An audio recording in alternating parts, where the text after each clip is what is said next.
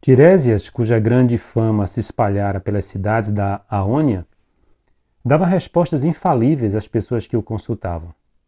A primeira a experimentar a veracidade de suas palavras foi a cerúlea Liríope, que outrora o Cefiso enlaçara nas curvas do seu curso e, uma vez presa, violentara. Belíssima, engravidou e deu luz um filho, já então digno de ser amado pelas ninfas, a quem chamou Narciso. Consultado a seu respeito se o menino viveria muito, se teria uma velhice prolongada, o adivinho respondeu: se não se conhecer. Por muito tempo as palavras do álgore pareceram destituídas de sentido. Mostraram o seu acerto a maneira com que se desenrolaram os acontecimentos, do modo como morreu Narciso e a estranheza da sua loucura. O filho de Cefiso tinha então 16 anos e podia ser tomado tanto por um menino como por um moço. Muitos jovens e muitas jovens o desejam, mas tão rude soberba acompanhava suas formas delicadas. Nenhum jovem, nenhuma jovem o tocara. Quando olhava os trêmulos veados apanhados nas redes, a ninfa, de voz sonora que não responde pelo silêncio a quem fala e nem fala em primeiro lugar, a ressonante Eco o viu. Eco tinha então um corpo, não era a voz apenas. No entanto, já era loquaz, e usava da boca como ainda hoje para repetir a última de muitas palavras, como faz agora. Juno foi a causadora, pois quando tinha oportunidade, muitas vezes de surpreender as ninfas deitadas na montanha com seu Júpiter, a esperta Eco detinha, conversando muito, enquanto as ninfas fugiam. Percebendo tal coisa, disse a filha de Saturno: com essa língua que tanto me fez ser iludida, pouco poderás fazer e terás o uso brevíssimo das palavras. E executa a ameaça. Quando alguém acaba de falar, Eco só pode repetir o que ouviu. Ovídio, As Metamorfoses. Olá, sejam todos muito bem-vindos ao canal Mitologia Grega de A a Z. Meu nome é Sérgio Paulo de Melo Feitosa, sou mestre em Ciências da Religião e psicólogo clínico e estou mais uma vez aqui no conteúdo especial sobre as ninfas, concluindo, na verdade, esse momento especial, especialíssimo, que nós já estamos entrando pelo terceiro episódio. Então hoje finalmente a gente vai fechar o assunto. Eu vou trazer as últimas classificações de ninfas que eu pesquisei.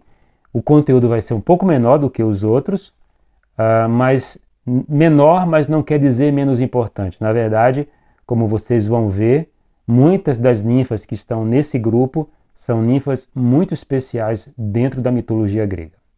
Quero deixar aqui um abraço para alguns novos inscritos. Eu quero deixar um abraço aqui para o Jonathan Douro. Quero deixar aqui um abraço para o Oswaldo Magalhães Filho, para o Alexandre Wilson Simões, para o Matheus Conter e deixar um abraço para a Maiara Cristina e a Dayana Haldi. Prazer contar com a presença de todos, prazer contar com a participação de todos, inclusive com perguntas que muitas pessoas têm feito. Para mim é um prazer poder responder, poder dar minha contribuição, minha contrapartida a algumas questões que estão sendo colocadas aqui no canal Mitologia Grega de A a Z. Bom, então se você chegou aqui por uma indicação do YouTube, então vou pedir que você se inscreva no canal, que você dê o seu like, que você ative as notificações. Então se você sabe de alguém que tenha interesse no tema de mitologia grega, convide, vai ser um prazer poder chegar a mais pessoas para o nosso canal aqui, que é relacionado especificamente à mitologia grega. Bom, eu comecei aqui agora com o relato das metamorfoses do Ovídio. Eu vou fazer uma reação em relação a duas ninfas especiais, uma delas é a Eco, que está aqui no texto do Ovídio, mas enfim, é lá no final, depois que eu tiver apresentado os grupos de ninfas que estão faltando, então eu vou fazer algum tipo de reação, eu vou fazer uma reflexão, porque são ninfas que são bem diferenciadas e elas têm uma importância muito grande dentro da mitologia grega. Bom, então hoje a gente está fechando o nosso conteúdo de ninfas. Eu tinha falado até que eram ninfas que estavam associadas ao céu, a fenômenos celestes, e são ninfas de fato que têm uma participação muito peculiar dentro da mitologia, porque diferentemente das outras ninfas que são ninfas terrestres, mesmo aquelas, por exemplo, que estavam nos mares, né? Mas muitas vezes elas chegavam a ter algum tipo de relacionamento com seres humanos. As ninfas, esse grupo de ninfas que eu vou trazer hoje aqui, são ninfas que elas estão fora, elas estão no espaço, elas estão no éter. Ainda que, como vocês vão ver, grupos conjuntos de ninfas, elas eram terrestres e elas foram depois levadas para o céu. Bom, então eu vou falar das ninfas urâneas, tá? E depois vou falar das ninfas astérias. As ninfas urâneas, elas são ninfas relacionadas a fenômenos de fato atmosféricos. As ninfas astérias, elas são estrelas, elas estão associadas às estrelas, tá? Então, no caso das ninfas urâneas, elas têm dois grupos, que são as ninfas néfilis e as ninfas boréades. Então, as ninfas néfilis, elas são ninfas associadas a nuvem e chuva. Eu quero fazer um alerta em relação ao nome Néfili. Néfili quer dizer nuvem, tá? Porque existe um personagem na mitologia que é a Néfili, que foi um simulacro de uma deusa que Zeus fez na aparência de Hera, porque havia um indivíduo chamado Ixion que se apaixonou perdidamente pela deusa Hera. Zeus, não gostando nada da situação, vendo, inclusive porque Hera chegou até Zeus para reclamar, nós estamos aqui num período em que os seres humanos eles se relacionavam mais diretamente com os deuses, então Hera chega para Zeus e conta o que estava acontecendo. E é quando Zeus ele faz um simulacro com a aparência da deusa Hera, só que era uma nuvem no formato dela, e Ixion, pensando que finalmente tinha conseguido seduzir a deusa, ele se relaciona com ela, inclusive ela vai ser a mãe dos centauros. Depois desse acontecimento, e por conta desse crime de impiedade, Ixion vai ser arremessado ao Tártaro, e lá ele vai receber uma punição bem exemplar, bem específica, que depois, num certo momento, quando eu falar sobre a questão de heróis e seres humanos que são mais diferenciados, heróis especificamente, em relação à presença, à participação e muitas vezes a partir da sua híbris, então eu vou falar de Ixion, né?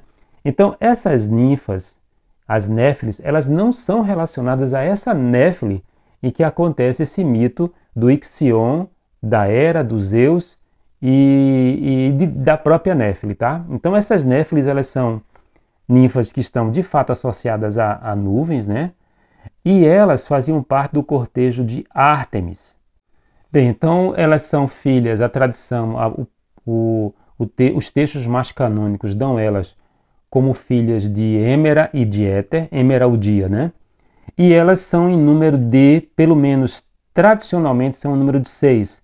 Então tem a Crócale, tem a Néfela, tem a Íale, tem a Hanes, tem a Fíale e tem a Quione. Esse nome da Quione é bem interessante porque a Quione ela vai estar ora associada a esse grupo das Néfilis, ora ela vai estar associada ao um outro grupo das urâneas, que são as Boréades ou as ninfas áureas. Então, por que acontece isso? Inclusive a Quione é uma ninfa muito interessante e muito específica, porque é o único personagem da mitologia grega que está associada à neve, ao frio, não como ninfa urânea, mas sim como ninfa boréade ou ninfa áurea. Quione de um grupo, né, desse grupo Néfili, ela vai se relacionar com Hermes e ela vai ser mãe de um personagem que é muito interessante. Na verdade, é uma sequência de personagens bem interessantes, né? Aliás, Hermes era muito interessante. Então, ela vai ser mãe do maior ladrão da mitologia grega, que é o Autólico. Então, o Autólico tinha uma expertise tão grande no ato de furtar que ele rouba o próprio pai, que era o deus dos ladrões. Então, Autólico vai ser pai de Sísifo, que é o personagem da mitologia grega que enganou a morte por 2 vezes. E algumas tradições dão Sísifo como sendo o pai de Odisseu, o herói mais esperto que combateu nas praias de Troia, né? Tanto que os textos de Homero sempre chamam Odisseu de o Solerte Odisseu. Então, assim, corre a boca miúda que, mesmo que Laerte tenha sido considerado esse pai biológico, mas na verdade o pai biológico de Odisseu era Sísifo. Bom, então nós temos agora, no caso das auras, então nós temos são duas ninfas, né? Então o grupo das urânias é um grupo um pouquinho maior. O das auras são duas ninfas apenas, então tem uma ninfa chamada Aura e tem uma ninfa chamada Chione. Então a Aura e essas duas divindades, elas representam o mesmo fenômeno, que é a brisa, mas uma representava a brisa mais leve, mais suave, enquanto que a outra simbolizaria o vento, não chega a ser um vento tempestuoso, mas assim, uma brisa mais fria, uma brisa que não acolhia tanto, né? Então, Aura é exatamente a brisa que é mais quentinha, mais agradável, enquanto que Chione, ela é a brisa que é mais rude, né? Que pega mais pela temperatura, né? Bem, elas são filhas de Bóreas e de uma divindade chamada Orítia, e as duas têm um destino meio trágico, ou tem uma história meio trágica. A Aura, ela acaba enlouquecendo, ela foi amada por Dioniso, e Chione, ela se relacionou com Poseidon e também com receio de uma perseguição do pai, porque Bóreas, ele é o vento tempestuoso, né? Então ele é o vento norte, e era um vento forte e um vento destruidor. E ela, quando engravida, ela com receio do pai, da reação do pai, que não estava sabendo do que tinha acontecido em relação, em geral, da violência que tinha sofrido, então ela acabou arremessando o filho ao mar. Esse filho chama-se Eumolpo. Só que Poseidon acabou salvando o filho, tá? Então são personagens que têm essa história mais trágica, mais relacionada a desencontros com divindades que são divindades maiores, né? Tanto Dioniso quanto Poseidon. Bom, agora a gente vai passar para o segundo grupo de ninfas importantes. Elas têm mais uns subgrupos, então elas têm são dois subgrupos, né? Que são as ninfas astérias, que são ninfas associadas às estrelas. Essas ninfas, elas têm o mesmo pai, que é o Titã Atlas, e elas fazem parte de grupos bem diferenciados, com mitos, consequentemente, bem diferenciados também, mas tem um grupo que é mais importante e até mais conhecido do que outro, que são as Pleiades. Mas o primeiro grupo são as Íades. Então, as Íades, elas são filhas de Atlas e uma personagem chamada Hétra, que não é a Hétra, mãe de Teseu, tá? Então é outra Hétra. Hétra, a mãe de Teseu, é uma mortal, e essa Hétra aqui é uma divindade. A tradição dá uma variação de número das ninfas Íades, né? Então elas são, algumas tradições dão como duas ninfas, algumas tradições dão como 3 ninfas. A tradição, por exemplo, de Hesíodo dá como 5 ninfas, e tem uma outra tradição que dá como 7 ninfas. Então, no caso de duas, então tem a Boreus e a Nócio, se forem duas, né?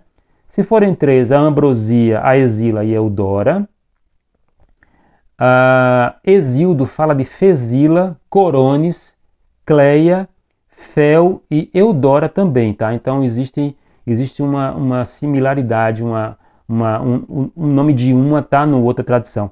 E tem uma sétima que é muito famosa, mas que ela entra dentro de um grupo não tão tradicional assim, que é Aldebaran, que é uma estrela que a gente sabe que ela é estudada, pesquisada. Pois bem, a Aldebaran, ela faz parte do grupo das Íades, né?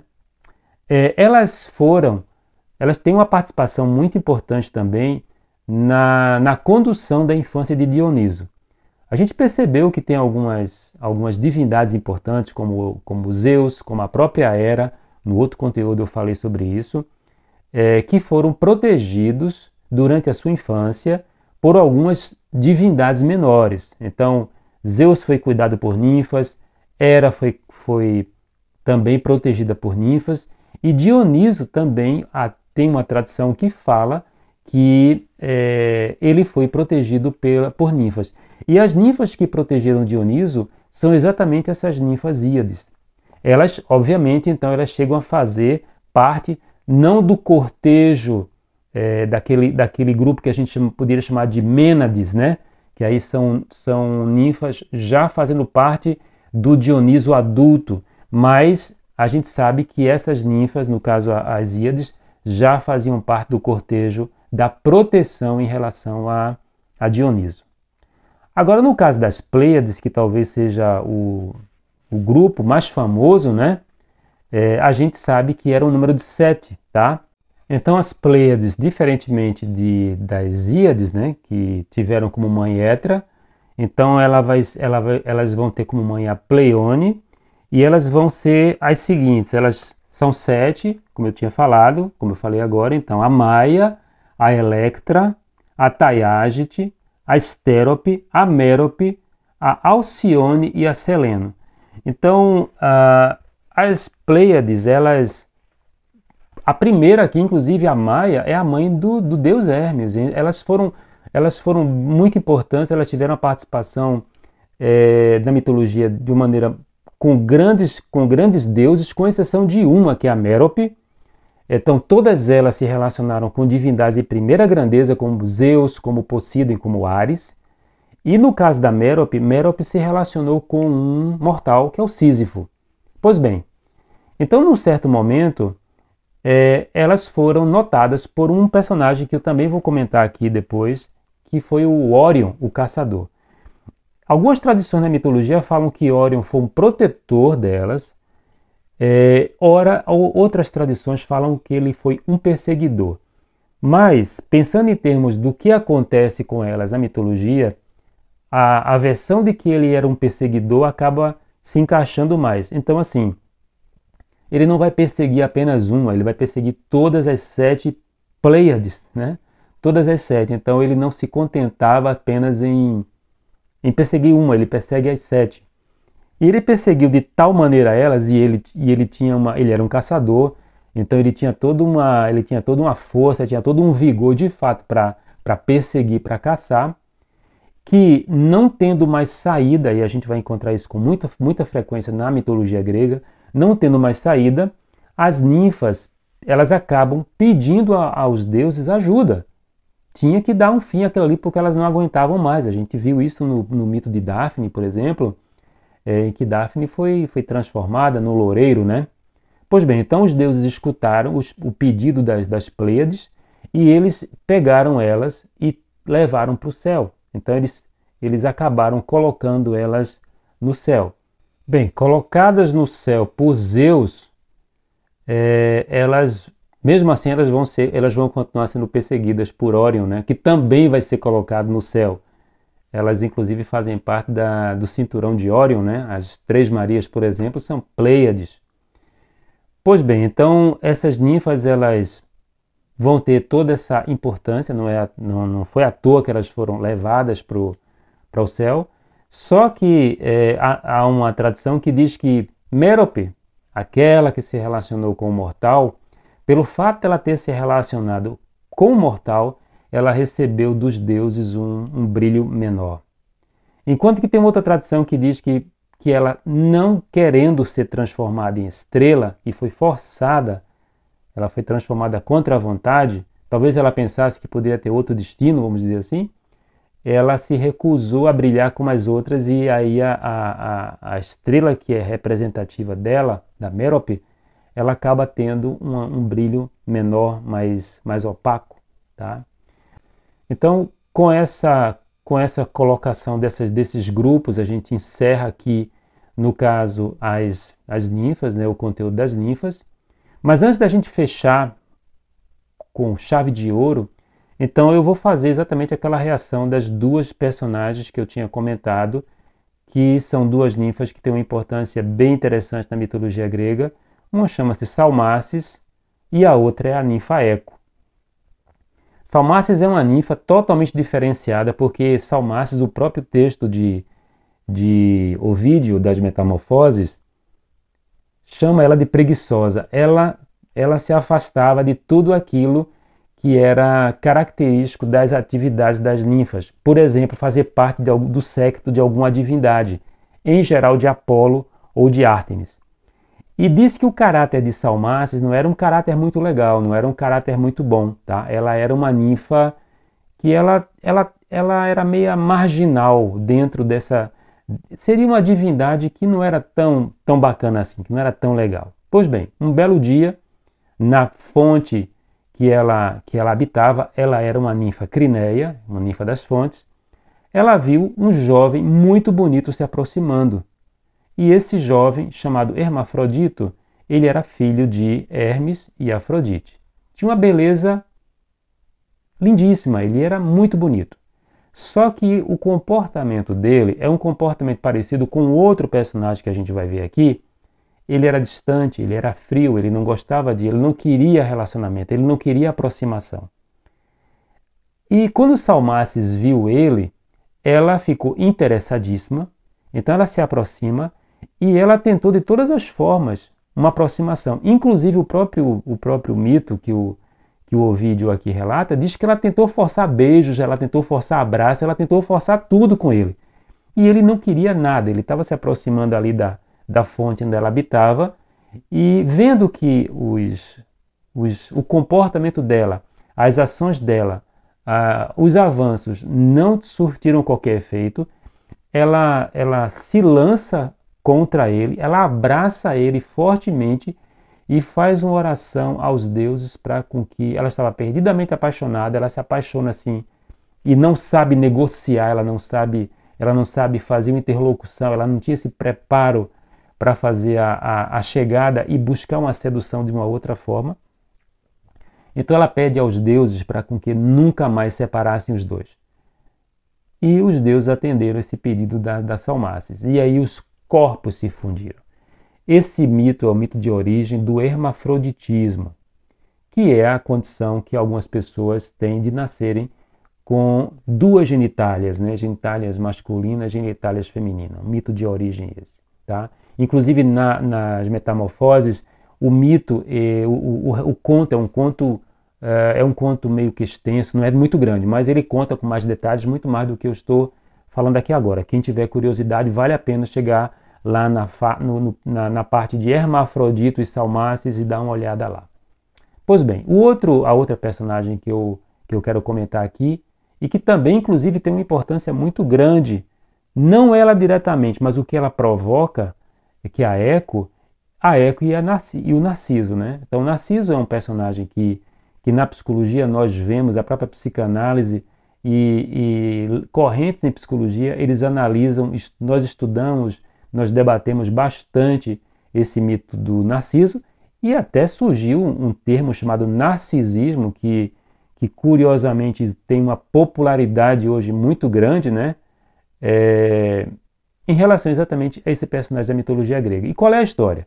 Pois bem, depois que Eco foi amaldiçoada pela deusa Hera para só repetir o que os outros dissessem, né? Então somente ela falava o final das frases, ela naturalmente tornou-se muito reclusa. Se ela era falante, se ela era ativa, alegre, festeira, depois que ela sofre essa maldição e ela não consegue mais se comunicar como antes, ela se recolhe.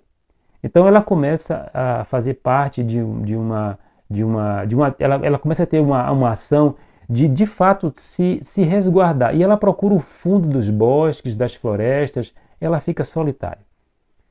O mito fala que Narciso, muito belo, muito bonito, também não permitia maiores aproximações afetivas em relação a ele. Ele não tinha interesse. O interesse dele era caçar. Tinha um grupo de amigos e eles caçavam tudo que pudessem, o tempo que fosse necessário. Pois bem, num certo momento em que ele tinha passado por um momento de caçada, ele, cansado, ele chega até a beira de um lago para saciar sua sede, e ele foi percebido por Eco. Vendo a beleza dele, e tendo se interessado imediatamente, ela ficou naquela dúvida de havia o interesse, mas como se aproximar, se ela não conseguia mais se comunicar. E o Narciso, ele percebeu uma movimentação no canto onde Eco estava. E ele começa, achando que eram os amigos de caçada, ele começa a dizer quem está aí e alguém respondia, né? Então, quando respondia, ela devolvia a pergunta dele. E, obviamente, ele percebeu que tinha alguém ali que talvez até estivesse brincando com ele. Não sabia do que tinha acontecido com a ninfa, né? Então, depois de muita insistência, de falas repetidas, ele diz uma frase chamada, ele diz assim, unamo-nos. E ela interpretou aquilo como se fosse um encorajamento, uma permissão que ele estivesse dando para com que ela se aproximasse. E ela sai do esconderijo onde ela estava. Só que quando ela sai do esconderijo que se encontrava, não teve o efeito, não era aquilo que ela imaginava. Narciso estava apenas querendo saber se de fato tinha alguns companheiros ali, e aquela pessoa, mesmo que fosse lindíssima, belíssima, não disse respeito a ele. E ele olhou, a ninfa não ficou tímida, porque ela não conseguia falar, então ela fica em silêncio ali, e ele simplesmente deu as costas e foi embora. Profundamente magoada com o que tinha acontecido, vendo o objeto do amor dela, porque ela se apaixona dele imediatamente. Indo embora e sem dar a devida atenção, ela faz uma prece aos deuses, muito magoada, muito sentida, pedindo que os deuses dessem a ele a maldição de ele nunca ter o amor que ele gostaria que fosse correspondido. Eu sempre fico pensando nessa história dessa oração da Eco, em que ela devia ter se excluído, né? Porque se em algum momento, por exemplo, Narciso fosse se apaixonar por alguém e a oração era para com que ele nunca obtivesse o amor dele, ela não devia ter se incluído aí, né? Só que ela se incluiu. Enfim, mais para frente, mais adiante, vamos imaginar dias, talvez semanas, novamente numa caçada, Narciso, ele cansado, ele vai para a beira de um lago e ao querer saciar sua sede, ele vai ser apresentado, obviamente, a sua imagem, né? A água vai refletir a sua imagem e ele fica ali perdidamente apaixonado pela imagem e de tal forma que ele não consegue mais se levantar, ele não consegue mais sair.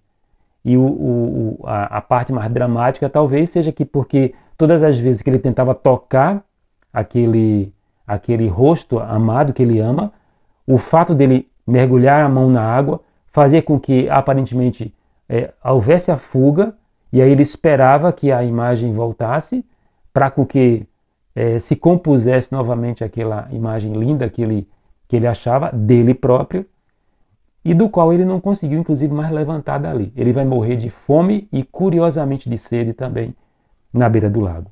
Os deuses compadecidos não foram tão compadecidos assim para ouvirem o pedido de Eco, né? Os deuses compadecidos do destino de Narciso transformaram ele na flor de Narciso, né? Eco, sabendo do destino de Narciso, ela simplesmente se entrega à solidão e ela vai progressivamente desaparecendo, até que dela somente resta a voz. E do qual nós temos hoje em dia, nós temos o fenômeno acústico do eco, que faz com que, quando a gente está em alguns lugares ermos, alguns lugares que tem uma composição que ajude, então tem um fenômeno de repetição daquilo que a gente diz pela última palavra, né? Então esse é o mito de origem do fenômeno do eco. Bom, nós estamos encerrando aqui agora, então, finalmente o conteúdo de mitologia grega na parte do especial que eu montei em relação às ninfas. Foi um prazer poder apresentar esse conteúdo para todos. Para mim, a pesquisa só me enriqueceu. Eu acabei revendo muita coisa que já fazia um certo tempo que eu não via, lendo coisas que também fazia tempo que eu não via. E para mim foi muito bom poder dividir esse conhecimento com todos aqui. Então, se você chegou até aqui nesse momento do conteúdo, quer dizer que você gostou do tema, gostou do assunto, então vou pedir que você se inscreva no canal, que você dê o seu like, que você ative as notificações e, se for possível, se você desejar apresentar o canal mitologia grega de A a Z. Para mais alguém será um prazer contar com a presença de mais admiradores, mais inscritos nesse nosso conteúdo aqui. Então, vou me despedir agora de todos.